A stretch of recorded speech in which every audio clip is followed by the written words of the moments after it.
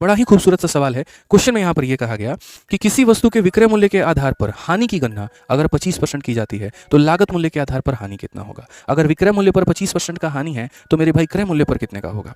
हमने कहा बच्चों देखो, सबसे बड़ी बात यहाँ जो लॉस हुआ है आपको वो कितने परसेंट का हुआ है, तो आप बोलेंगे गुरुजी 25% का। लेकिन ये जो लॉस हुआ है वो किसके ऊपर में हुआ है, तो विक्रय मूल्य पे हुआ है।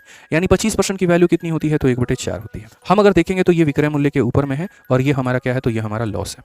अब सीपी निकालने के दो तरीके हैं। पहला तरीका, अपने सेलिंग प्राइस में क्या करिए, तो प्रॉफिट को घटा दीजिए, या दूसरा तरीका मेरे भाई अपने सेलिंग प्राइस में क्या करिए, तो लॉस को जोड़ दीजिए।